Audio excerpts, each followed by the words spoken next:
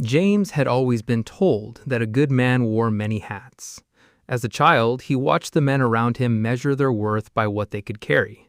A man was supposed to provide for his family, protect the people he loved, solve problems, stay dependable, and keep moving no matter how heavy life became. He absorbed those lessons without questioning them, so when adulthood arrived, he did what he believed a man was supposed to do. He became everything everyone needed him to be. Every morning, before the sun broke through the windows of his bedroom, James stood in front of the mirror and prepared himself for another day. He straightened his collar, adjusted his tie, and studied his reflection. But before he left the house, he did something no one else could see. He put on his masks. The first was the mask of the provider. It reminded him that his family depended on him and that bills did not care how tired he was. The second was the mask of the protector.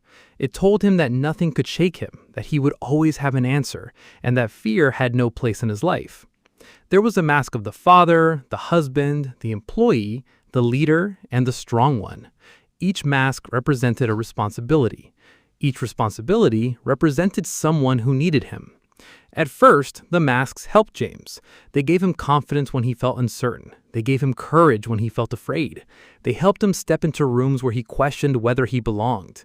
The masks became his armor, and James was grateful for them. People noticed. They praised him for his strength. They admired his work ethic. They told him he was a good husband, a great father, and someone others could count on. They looked at his life and saw a man who had everything under control. James smiled whenever he heard those words, but sometimes he wondered if it was really him smiling, or if it was the mask. Over time, something changed. The masks that once helped him survive slowly became the only way he knew how to exist. He wore them so often that he forgot they were there. Eventually, he stopped choosing which mask to put on because they all became part of him. When someone asked him how he was doing, the provider answered before he could. When his family needed reassurance, the protector stepped forward. When his children needed guidance, the father took over. When work demanded more hours, more effort, and more sacrifice, the employee volunteered. Everyone knew the roles James played, but very few people knew the man underneath them. Eventually, James realized something that frightened him. He was no longer sure he knew himself either. He had spent so many years becoming what others needed that he forgot to ask what he needed. He knew how to solve problems, but he didn't know how to sit with his own emotions. He knew how to encourage others, but he struggled to accept encouragement himself. He knew how to carry everyone else's burdens, but he had no idea where to place his own. The strange thing was that his life looked successful from the outside. He had a career, he had a family, he had responsibilities, he had earned respect. Yet, deep inside, there was a quiet voice asking a question he could not ignore. What if they ever find out I'm not who they think I am? That question followed James everywhere. It sat beside him during long nights when sleep refused to come. It whispered during moments of uncertainty. It appeared whenever he entered a room filled with people who seemed more confident, more prepared, and more deserving than he felt. James was experiencing something he had never admitted aloud. He felt like an imposter. He worried that everything people admired about him was temporary. He feared that one mistake would expose him. He believed that if people saw his doubts, his weaknesses, and his struggles, they would realize he was not the man they thought he was. So he tightened the masks. He worked harder. He gave more. He hid deeper. But masks have limits. Pressure has a way of revealing what we try to conceal. The weight of life began to push against James. The bills continued arriving. The expectations continued growing. Work demanded more of him. His family needed more of his attention. The people he loved were changing, and the responsibilities he carried seemed heavier with every passing year. Then came the small moments. The moment he sat alone in his car after a long day because he needed a few extra minutes before walking inside. The moment someone asked if he was okay and he almost told the truth. The moment he realized that he had become exhausted from pretending he was never exhausted. The cracks started appearing. At first, they were barely noticeable, but cracks eventually become breaks. One ordinary Tuesday, James reached the point he never expected to reach. Nothing dramatic happened. There was no single disaster that changed his life. It was simply one more demand placed on a man who had spent years convincing everyone, including himself, that he could carry anything. Someone looked at him and said the words he had heard many times before. "You've always been so strong."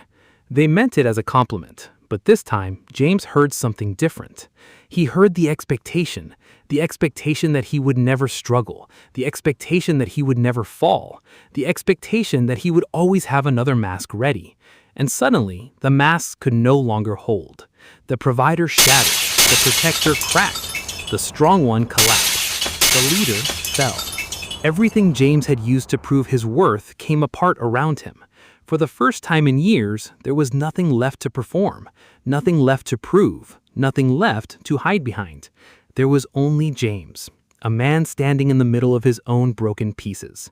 Slowly, he walked toward the mirror. He expected to see failure staring back at him. Instead, he saw someone he barely recognized. The face in the mirror looked tired. It looked uncertain. It looked older than he remembered.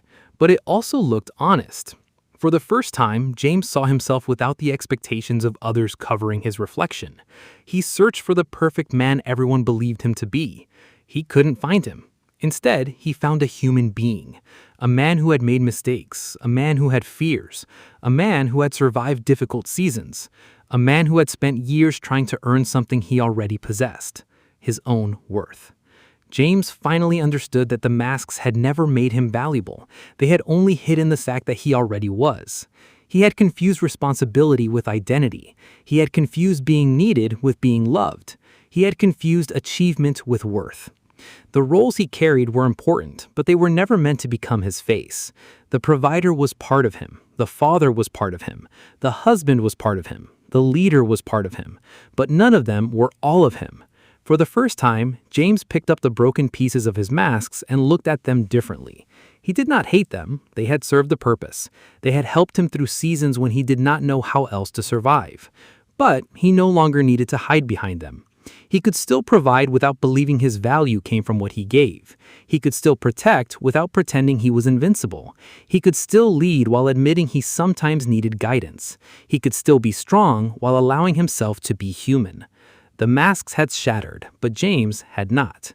In fact, for the first time in years, he had finally found himself. Maybe imposter syndrome is not always the fear that we are pretending. Maybe sometimes it is the result of forgetting who we are beneath everything we do. A title can disappear. A career can change. Responsibilities can shift and people's expectations can rise and fall. But beneath every role, beneath every accomplishment, beneath every responsibility, there is still a person. A person who does not have to earn the right to exist. A person who does not have to perform to be worthy. A person who is valuable simply because they are human. And beneath all the masks that James had worn throughout his life, there had always been a man worth knowing.